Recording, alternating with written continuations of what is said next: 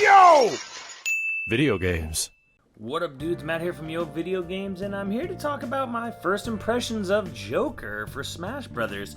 Now, as everyone's well aware, he's finally out, and after a very troublesome launch on Nintendo's part, we finally have him to play as, and also all the Smash 3.0 update stuff, which is mostly just stage builder. And I guess my general impressions first off is that I do actually like the character. I like playing as the character. The actual character, I'm kind of here nor there on. I played about 10 hours of Persona 5, got through the first major Mind Palace of Evil Coach Wesker, completed that little arc, and I just kind of decided the game itself wasn't for me. I'm just really not into traditional turn-based RPGs anymore. I just don't have the patience for it.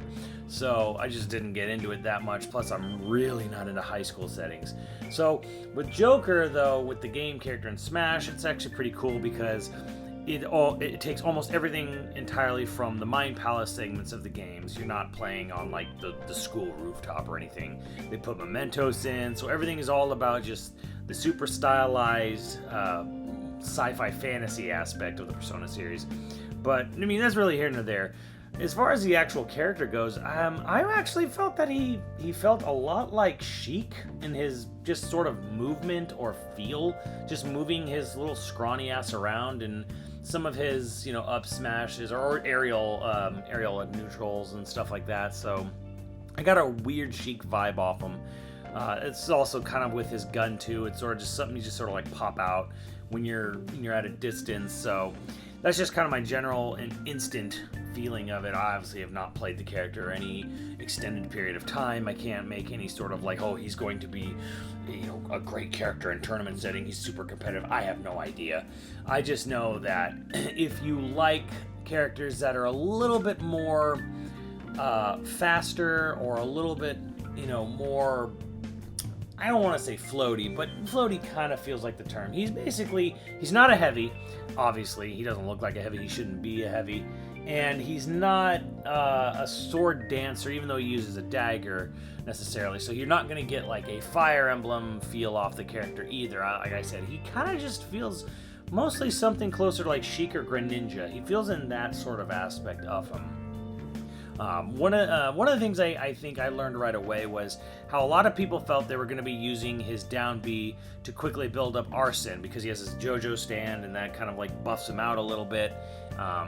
But I felt that playing as him, you didn't really need to focus on trying to get people to hit you and absorb the hits with down B. You could actually just play the game pretty normally, and whether you play aggressively or not, I mean, especially if you play aggressively, you'll actually build up Arsene naturally pretty quickly on its own. So I didn't feel like he is not limited by having to constantly build up meter to pull out Arsene. Like, he's actually fine to fight on his own with or without his JoJo stand. So that's actually kind of a nice thing. I had a little bit of a hint of a worry during his reveal that it's like, is this going to be a very technical character where like you have to constantly be building meter and he's not really any good until he has Arsene out? But that's actually not the case. I actually feel he's fine with or without. He's obviously better with Arsene out, but he's totally a force to be reckoned with, even without it. One of the things I do kind of like is his downward slide. He has a slide like certain characters do, but it's really good for getting in. One thing I do think you need to be worried about, though, is the gun, because you can get locked into the gun pretty heavily. You can't like cancel from neutral B using his gun into like say down B to start absorbing stuff. You actually have to hold off, stop pressing or holding the button, and then press down B. So in that sense, he's not a character who can just sort of cancel into everything. One thing, though, that was surprising is his up B. So he doesn't have a traditional up B. He throws something out, meaning the character itself doesn't move during the up B. He just throws a grapple hook out. And this thing is actually very generous. You could be underneath a stage and throw it out and get back on. So it's actually a pretty decent recovery. It's not the best recovery in the game by any means. His Arsene's pretty good when you have that and you want to up B and use the Rings of Redemption or Rings of Rebellion, I should say. But yeah, as far as that goes, he's also not like a mashy character. Like his neutral A is a 3 hit attack. It's not something where he just jabs forward constantly like Captain Falcon does, per se. So he's not a character you're just going to be doing auto combos with like constantly. Like, you will have to move around a lot, but he's very tailored towards people who like to move and float around in the air and do swipes, up swipes, down swipes, stuff like that. So he's actually fun for that. A lot of people were using his AHA ability, which is kind of fun because you could just kind of like throw it out. It's definitely, he's got zoner aspects of him with both the gun and the AHA, where he can just constantly throw his little poison card out. I don't even know what it is. I don't even remember it from the game at all. His stage is actually really cool. I actually really like his stage. I probably like his stage more than I like the character, and for two reasons. Is one, I do like how the colors and overall look of the stage change depending on which song is playing. Adds a little bit of visual dynamic, but also it's also dynamic in a gameplay sense because it has these walls and ceilings and of course the train that come in, and I actually really like that because it really freshens up the stage. It's not quite, Mario Maker level, but it's still within that realm of like, it's pretty cool because the stage can actually change. A whole side could become walled off, so you're not going to be able to launch someone to the left or right, or if the ceiling comes in, and it can come in at different angles and different depths, and you can start bouncing people really hard off the ceiling that comes in. I like his stage a lot. It's smaller than I thought it would be, but it makes up for it a lot in its variety and its dynamic changing nature. The only thing that's a little annoying is that the cat bus or cat van that comes in constantly meowing. It's kind of just annoying just to constantly hear a little meow meow like in the background. Kind of hope they nerf that or just take it away in an update maybe. I was like, it's just personally kind of annoying. As far as the other updates go, it took exactly 2 seconds for people to start uploading dick pic stages to the stage builder. It was a smorgasbord, and after a couple hours, people were just making full-blown like, raw dogging stages. It was good luck, Nintendo, with that. Hopefully they had anticipated this because it's going to be a landmine for a little while. But as far as, moving beyond that, there's a whole lot of Undertale and Poke-a-Float, and of course Smashkaball. And Smashkaball's amazing. And I already kind of made just a proto Smashkaball while I was waiting around for the download to finish. And it's fun. I really like, that's actually one of the best things to come out of Create a Stage was the Smashkaball stages. And I think I'll be having a lot more fun with that in the future.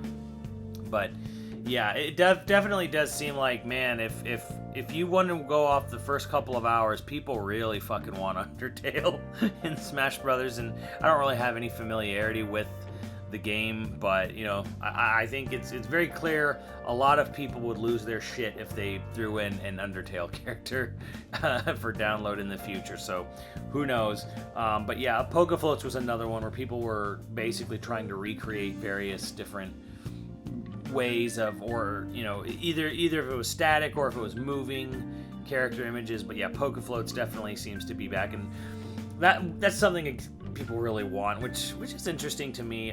There were some really good Tetris stages. I was really impressed with that. I do like the fact that with the sharing ability now, you can go and look at like custom Mii characters, and you can download them. So a whole new world of both creativity and bullshittery has been introduced to Smash Ultimate now with the addition of Stage Builder and sharing videos and Mii characters and stages. That's all now made this game, just extended its life even further. And of course, there's going to be the growing pains of all the rampant internet immaturity, which it comes with the territory. It's really nothing unexpected, but I do like that it's here. I'd rather have it than not have it. Absolutely. So it's all really good stuff there. The only thing at this point, I would say that it's a little annoying how it took 4 months to get any information or any footage or anything on this. Like, it was announced the day before and then came out yesterday, and it's sad that okay, we got like an animated teaser at the game advertisements for Joker, but it's a little annoying that it took 4 months to actually see gameplay of him. I hope whatever they do with the next DLC character, that it's not here's this animated non-gameplay related tease, and then 4 months later where we'll actually release the character, you know, and show you him right before we release him for the first time. I don't know. Personally, I wasn't really a fan of how that was handled, although I'm pretty convinced that was entirely because of Atlas, and I kind of wish Sakurai would stop going after these asshole, stubborn, weird, closed-off Japanese developers, and just, you know, if he went for Shantae, if he went for Shovel Knight, if he went for even Undertale, I don't know about that last one, but like with Shantae and Shovel Knight in particular, like it would take 2 seconds for Yacht Club or Matt Bozon to approve the characters in Smash. Like, it would be the easiest thing in the world, and people would love it, and there would be no problems or issues with it. And yet we still have to constantly, well, what I'm guessing here, I'm assuming, has to go through all kinds of rigorous approval processes with these very archaic game publishers in Japan. But so be it. That's the way he wants to go about it, I guess. But I am hopeful of the future. There was obviously a lot of love put into Joker, his design, his moveset, his stage, his songs. Sakurai's obviously a big fucking weeb for the series, as was demonstrated on his social media with his pictures of visiting Atlas's offices, which I think shines through. I think if it was a character Sakurai had no real interest or passion for, I think it would show. And I think it does kind of show, actually, in some of the other characters that have been released for the game, where it's like, yeah, they're in it, but I don't think like the love is quite as, you know, embellished on certain characters in series and Smash as it is with, say, other characters like Joker in particular. But you know, either way, it's good that he's in here. I didn't get any of the extra Mii costumes, whatever. I don't really care. Again, I'm not really a Persona fan, and I don't want to play as a Mii wearing a Tails outfit. I'd rather play as, like, honest Tails, but whatever. All that said, I think it's worth the money. $6 is a very generous price because you're getting a character, you're getting stages, you're getting music.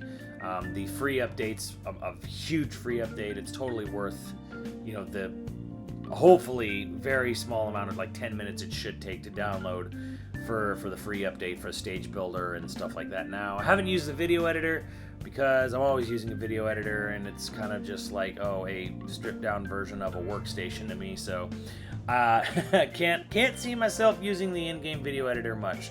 Drive me nuts without having a keyboard and hotkeys. So though, yeah, I'm enjoying the character. I don't think, at the end of the day, I don't think he's going to be a mainstay in my roster.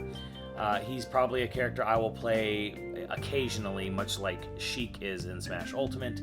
But that's still saying that's probably a character he's definitely a character I wouldn't mind playing. Like, if I hit random and it was Joker, I'd be like, okay, cool, I can play Joker. I'm okay with that. He's not a character I don't enjoy playing. Like, let's see, what's a character like Olimar? Like, I am not a fan of playing as Olimar. Not really a huge Wii Fit Trainer fan. So he's definitely not one of those. He's not a character that's like, oh, I couldn't stand playing as this. He's a character I could enjoy playing, but he's not going to be a mainstay for me personally. But I think he's going to make fans happy. I think there will honestly, there will be people who don't know much about Persona, but they may gravitate towards his playstyle and actually really like him. I can see him being a mainstay for people who don't even know Persona, because I think he's just got a pretty decent moveset and an interesting setup. So I think he's actually a great addition to the game, and $6 is a really, really good price for all the content you get from him. So totally worth it. Great for Persona fans. I think it's good for non-Persona fans. But he's not going to be replacing, like, Ganondorf for me anytime soon.